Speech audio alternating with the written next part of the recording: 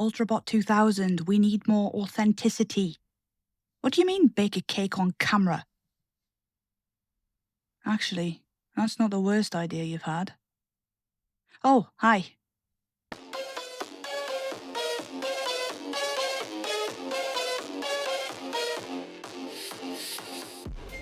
This is an original story written by me, C.L. Portsmouth.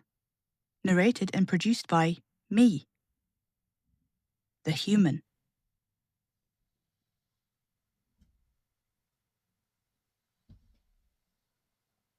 And this is why we don't let men with GoPros near protected species. Oh, Hi, remember me? I'm your friendly Cryptid Conservationist. That means I do the boring bits nobody puts into documentaries. Paperwork, relocations, incident reports, damage control, the please stop job. I don't hunt them. I don't prove them. I keep them from being turned into content. Which is harder than it sounds, because people will happily walk into a protected habitat with a camera, a massive ego, and a surprising lack of survival instinct, all because they've heard the word Bigfoot and their brain went, finally, my destiny. This log is about Kielder Forest, Northumberland. A place with so many castles, even cryptids have heritage fatigue. It's also, unfortunately, the sort of place where men with GoPros come to feel important. And today, they came armed. It started at 6:48 a.m, which is a horrible time to be alive, even if you're a morning person. I was not. I was sitting in my van with a lukewarm coffee from a local cafe that tasted like if it had been made, just not enough. My phone buzzed. Frank. Frank texts like he's testing the next big headline in the newspaper. Frank. Kielder. Urgent. Frank. Hunters. Frank. On foot. With gear. Frank. Do not engage if alone. I stared at the last line for a long time. Because it's funny, isn't it? Do not engage if alone. That's a good rule. That's also most of my job. I typed back, all in one message because, lead by example. How many and what are they hunting? The reply came back in 2 seconds, like he'd already had his thumb hovering. Frank. Bigfoot. I paused. Right, so I'm on body retrieval duty then. Great. I called him. It doesn't take long before I get fed up with his one-word replies. I didn't say hello. Oh, how un-British of me. So what is it that you want me to do? I've still got the party stuff in the van from last... They have a baby, Frank interrupted. Christ, they're starting early. Can a baby even hold it? No, lass. Bigfoot has a baby. Oh, Bigfoot is big feet now. You'll need to get up there to contain this, Frank said. Which one? The hunters or Bigfoot? Both, Frank repeated, like that was a perfectly reasonable answer. I stared out of the windscreen. Right, I said slowly. And by contain, do you mean stop them shooting anything? Frank said. Stop them filming anything. Stop them starting a forest fire, ideally in that order. Lovely, I muttered. And a Bigfoot? Family unit's been in Kielder for longer than the car park, he said. They're not aggressive, just defensive. I rubbed my face with one hand. So we've got armed tourists, a protected species with a baby, and a forest full of dog walkers who think the weird noises are owls. Yeah. And I'm alone. A pause. Technically, Frank said carefully. You have a van. I sighed. Frank, if the van gets shot at again, I'm putting it through expenses as emotional damage. He ignored that. Get in before the hunters do, he said. Make contact. Slow it down. Buy time. And if they've already found it?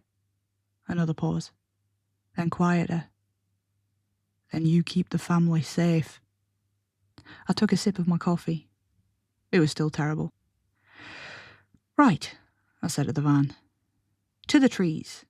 Let's go and ruin some people's weekend. Drive safe, lass. Yeah, you too, I muttered before hanging up and realising what I'd said. I pulled up to the gravel car park just before midday. The July sun blinded me as I opened the van door. Then the cold hit.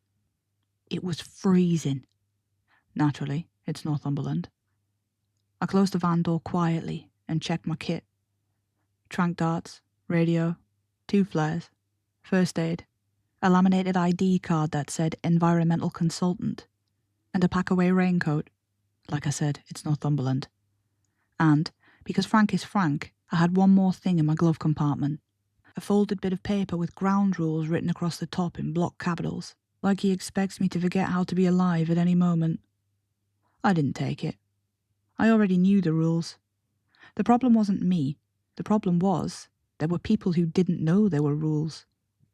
I slipped into my hiking boots, locked the van, and turned towards the trail. The crunch of gravel under my boots sounded far too loud for a place that liked to pretend it was empty. Kielder does that to you. It looks like nothing. Trees, paths, the odd sign telling you not to feed the wildlife like anyone needed encouragement. It's only once you're inside that you realise how easy it would be to disappear without anyone noticing straight away. I followed the trail markers for about 10 minutes before I heard them. Not the Bigfoot. People. The voices carried badly in the trees, bouncing and warping until you couldn't tell how far away they were. Laughter, excited and breathless. The kind that comes from people who think they're about to be part of a story they'll tell forever. I stopped, listening. A man's voice, too loud.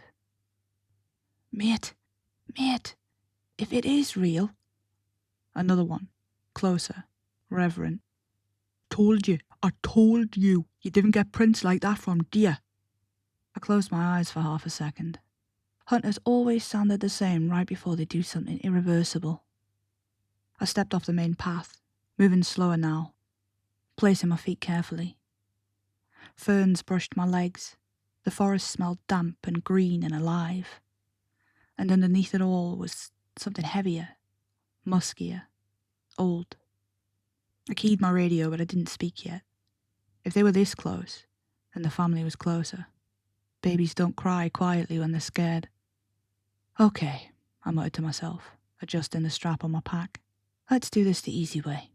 Somewhere ahead, a branch snapped. Ah, shit. Yeah, this was already not the easy way. I stayed exactly where I was. That's rule 0, by the way. If the forest goes quiet on purpose, you do not announce yourself. Unless, of course, you're there to die, then yeah, go right ahead. The voices ahead were closer now. I could make out at least 3 of them. Male, late 20s, maybe early 30s. The confident sort of confident that comes from watching too many documentaries and surviving entirely unearned. There, did you hear that? One of them whispered, loudly. I winced. Quick, is the camera rolling? Look at me. Right, okay. Hi, guys. I physically felt my soul leave my body. Hi, guys. I stopped listening to the words after that because once someone starts addressing an imaginary audience, you already know how this ends, and it's never with dignity. I stepped a little closer. Just enough to see him properly now. GoPro bloke had turned sideways to the forest, 1 foot up on a rock like he was posing for a thumbnail. His mate was angling the phone for a better shot, whispering encouragement like this was somehow a team effort. The third one was scanning the trees, excitement jittering through him like caffeine and bad ideas. So, we're out here in Kielder Forest, GoPro was saying, voice hushed but theatrical. Tracking what we believe to be Bigfoot. I cleared my throat. Loudly. All 3 of them jumped. One of them let out a short, rather feminine squeal. Brave. What the? Who are you? Mate, we nearly... Yes, I said, cutting in. You nearly did. That's why we're stopping now. GoPro swung towards me. Camera still running. Oh, brilliant, he said, grin snapping back into place. Perfect timing. Hi, we're doing a documentary. Possible cryptid sighting. No, you're not, I said flatly. You're harassing wildlife. and about 30 seconds away from making a very expensive mistake. His smile faltered. Just a fraction. "This is a restricted area," he said, with the confidence of someone who had absolutely not checked that. "It is," I agreed. "For you." Another one laughed. "We've got permits." "Do you?" I asked. "Because the Forestry Commission, Natural England, and 3 separate conservation trusts would love to see them. And you are?" I pulled my ID out. "Environmental consultant." He squinted. "That's not a real job." "Neither is YouTube hunter," I said, nodding at the camera. "Yet here we are." "We aren't YouTube hunters. We're behind us." Something shifted. The hunters didn't notice. "About to be dinner," I finished. "You need to turn that off," I said, keeping my voice low and even. "And you need to leave. Slowly." One of the others laughed, nervous. "You can't just tell us to leave, pet. We've got a right to be here." "No, you've got a right to be eaten if you carry on like this." GoPro lowered the camera slightly. "Is that supposed to be a threat?" "No," I said. "It's an explanation." Another sound came from deeper in the trees, closer now. Heavy step, careful and deliberate. Like something very large was reminding us it knew exactly where we were. The third man swallowed. That was you, wasn't it?" I shook my head once. "That's your final warning." A high, broken sound cut through the air then, short and sharp. A baby crying. All 3 of them went pale at the same time. "Oh," I said quietly. "You've really done it now." "What the hell is that?" "That," I announced, "is Big Feet." "You mean Bigfoot," the second one chimed in, smirking his more than likely last ever smirk. I didn't smile back.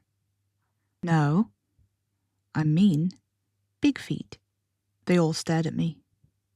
"Plural," I added, because apparently this needed explaining. "It's a family unit, and you've wandered straight into its nursery territory." The smirk slipped fast. "That crying," the third man said, voice cracking despite his best effort. That's not good, is it?" "No," I said gently. "That's very not good. Imagine how angry a human parent is when you wake their baby. Now add 5 foot, the upper body strength of 4 gorillas, and no emotional regulation." The forest shifted again. Whatever was there wasn't rushing. It was coordinating. Branches creaked under controlled weight. Something large moved to our left. Then another sound. Behind us this time. A low exhale. Close enough that I could feel it in my ribs. The hunter started to turn. "Don't!" I snapped, sharper now. "Nobody turns around." "But if you turn," I said, not raising my voice, "you will look like a threat." They froze. "That's a baby," GoPro whispered. "We didn't know." "I believe you," I said. "That doesn't help." The cry cut off suddenly. That was worse. Every muscle in my body went tight. "Right," I said. "Here's what's going to happen. You're going to lower your weapons, slowly. You're going to stop filming, immediately. And then you're going to walk back down the trail the way you came." One of them swallowed hard. "And if we don't?" I glanced towards the trees, where something very tall had just shifted its weight. "Then you'll become a lesson." A deep, low sound rolled through the forest then, like it was agreeing. GoPro's hands were shaking as he reached up and clicked his camera off. The red light died. "Good," I said quietly. "That was the correct choice. 10 points to Gryffindor." The second man lowered his rifle next, breath coming fast and shallow. "I didn't want to die in Northumberland," he muttered. "That makes 2 of us," I said. "Now move slowly." They took their first step back. The forest let them. For now. I did the same. No sudden movements, no heroics, just slow, careful steps. Eyes tracking the hulking shape that was doing a genuinely terrible job pretending it wasn't there, half hidden behind a giant spruce that absolutely did not cover 9 feet of muscle. I placed my heel down on what looked like moss. It wasn't. It was a dead branch, hidden under peat. It didn't just snap. It cracked, sharp and violent, loud enough that every nerve in my body screamed predator alert. Oh, brilliant, my brain supplied helpfully. I've just stepped on the world's loudest crisp packet. Hunter number 2 lost it. He'd been barely holding himself together as it was. Shaking hands, eyes darting, breath coming too fast. The sound tipped him straight over the edge. His body decided run before his brain could weigh in. Oi, no, don't! I snapped, low and sharp. Too late. He bolted sideways off the trail, crashing straight into the bracken, zigzagging through the trees in the exact direction of the thing he should have been running away from. Off trail. The worst possible choice. The trail was neutral ground. The woods were home. The forest answered immediately. Ferns flattened in a fast, violent wave. Something big cutting a path with purpose. Birds exploded upwards all at once. A panicking cloud of wings and noise.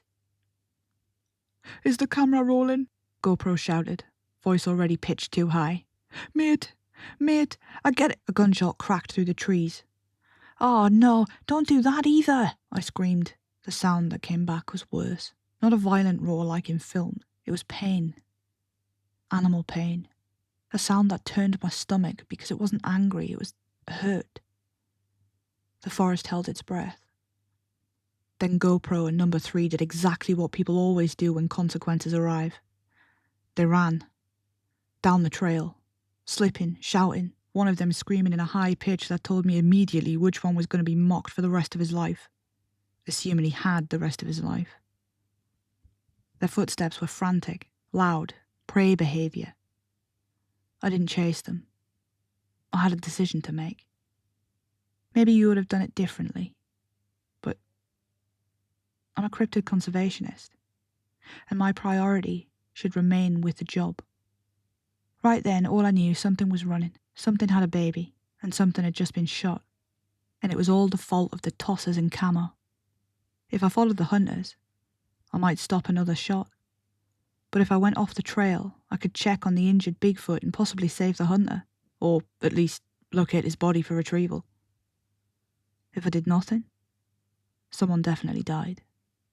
The story went public, and a protected species became a monster in the headlines. Again, this is the bit people don't understand about conservation. It's not about saving everyone. It's about choosing the least catastrophic outcome. Frank is going to kill me, my brain noted calmly. Not metaphorically, properly, with paperwork. I stepped off the trail. Immediately the air changed. The pressure shifted, like the forest was leaning in. Sounds dulled. Even my breathing felt too loud. Somewhere ahead, the hunter was shouting, sobbing, crashing through the undergrowth. Then stopping. Then running again. And behind that, the answer in rhythm. Heavy steps that stopped when he stopped.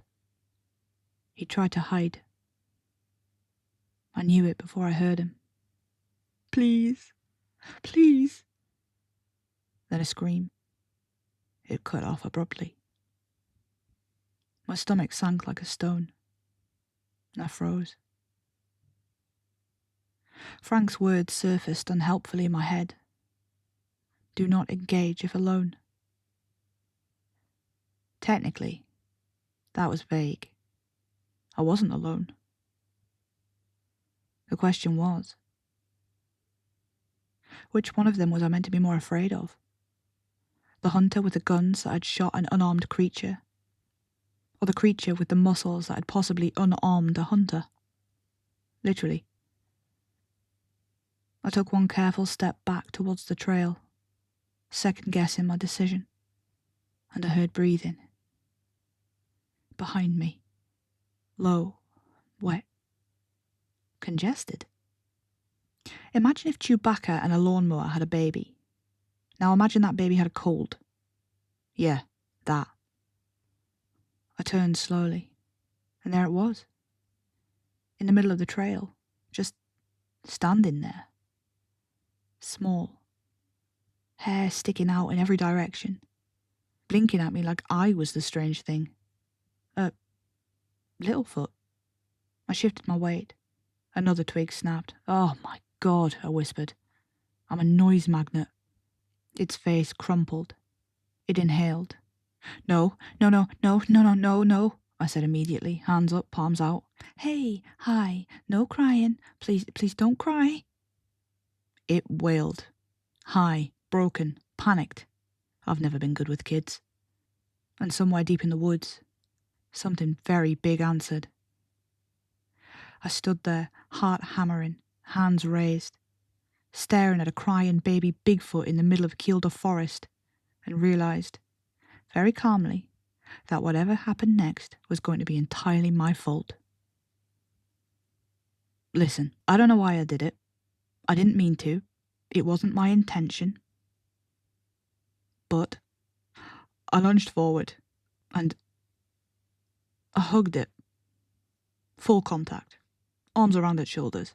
Face buried in warm, coarse fur that smelled like forest floor and panic. The baby froze. So did I. There was a split second, the split second, where my brain finally caught up and screamed, "What are you doing? This is a baby of a thing that can rip trees out of the ground." But I didn't let go.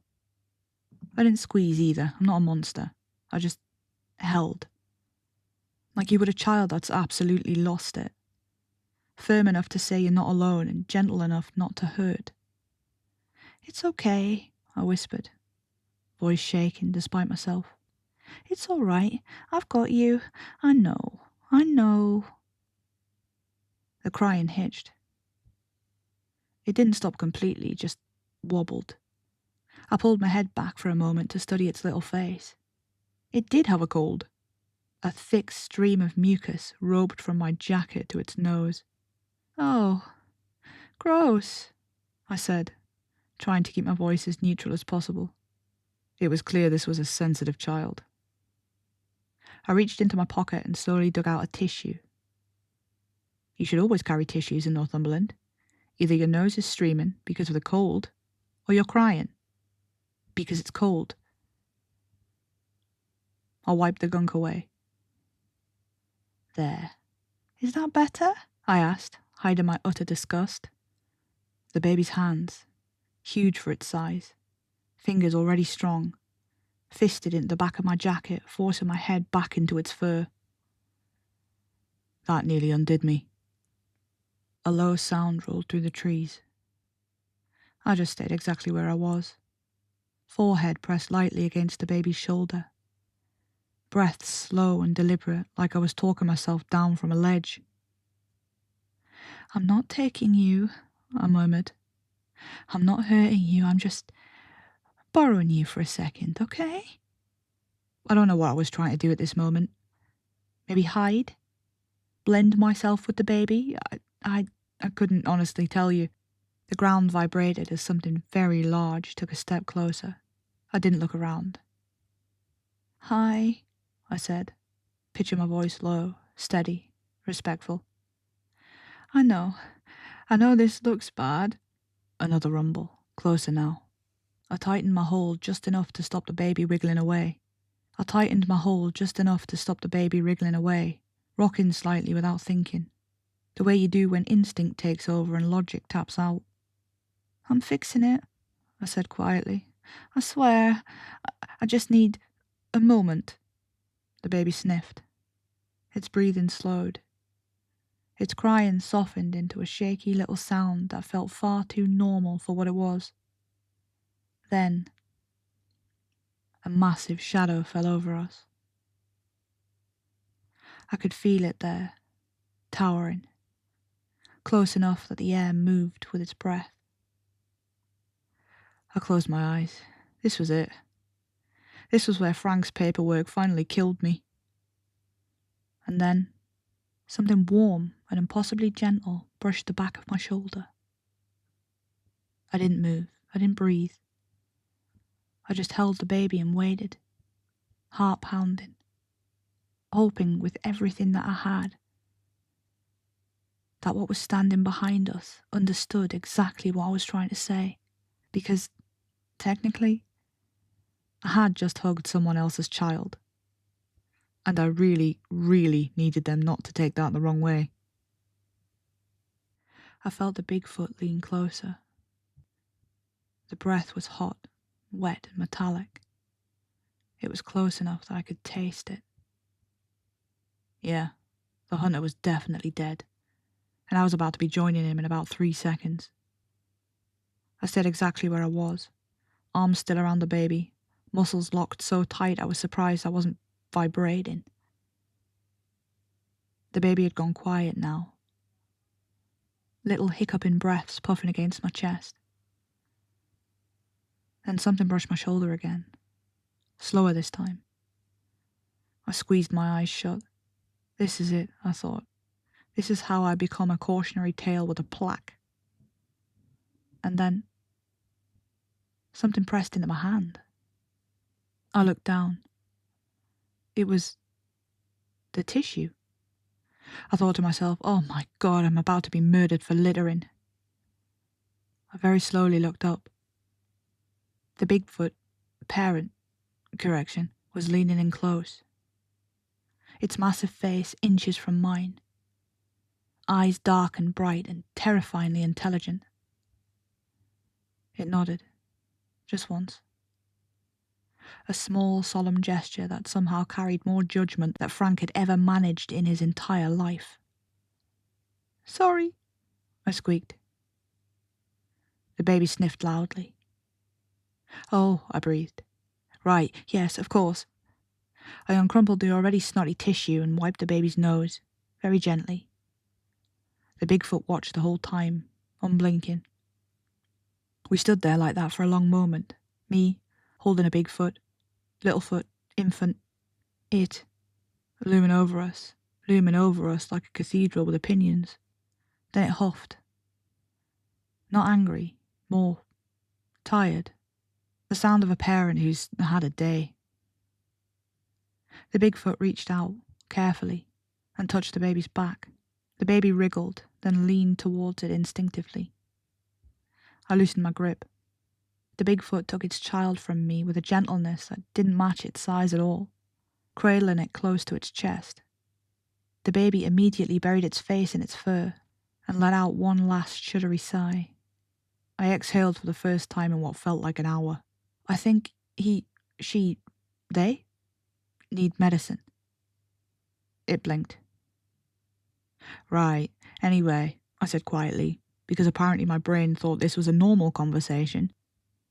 Thank you for not killing me. The Bigfoot tilted its head. Behind us, somewhere deep in the woods, another low sound answered. The parent turned slightly, angling its body between me and the trees, shielding the baby. Then it looked back at me and made a gesture, a sharp movement of its head. Away. A dismissal. Yep, I said immediately. Absolutely, I'm leaving. I'm already gone. I took one careful step back. Nothing happened. Another. Still nothing. The Bigfoot watched until I reached the edge of the trail. Only then did it turn, belting back into the trees with a grace that made my stomach twist all over again. The forest closed behind it. I stood there for a long time, hands shaking, heart hammering, covered in mud, fur, and poor life choices. Eventually, I keyed my radio with fingers that were mostly numb. Frank, I said. A pause. Then, you alive, lass? I looked down at the sticky tissue in my hand. Yeah, I said. But you're not going to like how. Then I explained it to Frank. All of it. The running, the shooting, the crying. The hugging of a Bigfoot baby, which I did not linger on because I didn't need that discussed in detail when my heart was still doing whatever it was doing. There was a long silence on the other end of the radio. Then he sighed. Right. I'm sending Tom up to you. I pinched the bridge of my nose. Tom? Yeah, Frank said patiently. Tom. You remember Tom. If you're new here, you might want to watch that first. I'll put a little card up. Do that now. I'll wait. Frank cleared his throat. Cryptids tend to avoid other cryptids, he continued. So it makes sense to send him. He'll help you locate the hunter. That part, actually, was sensible. What wasn't sensible was the next bit. You'll need a big, strong lad to help you. I stared at the radio. Did you just call me incapable? No, he shot back. Did you just call me a feeble woman? Silence. Claire, nope, I said. We're not unpacking that.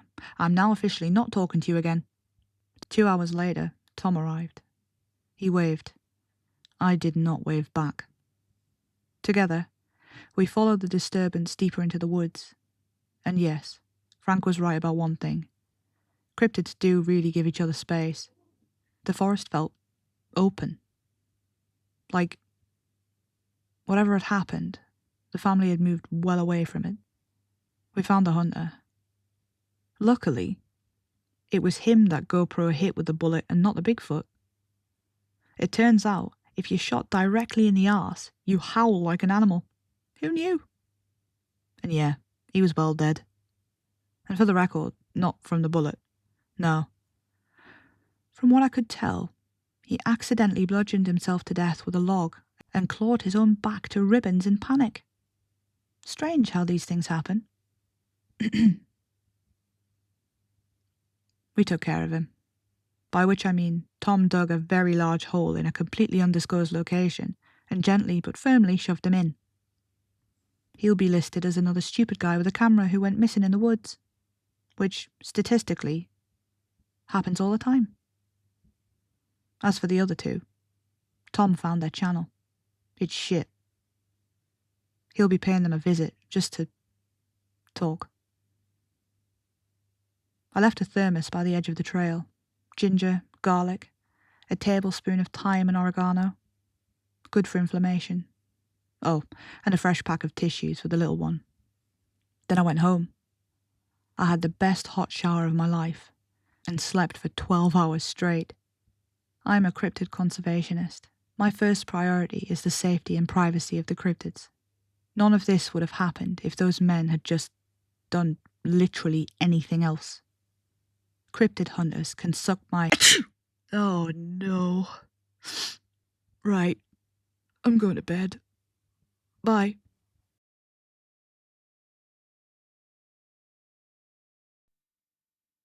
No AI, no TTS, just me and my emotional support microphone. Freshly harvested, free-range artisan horror.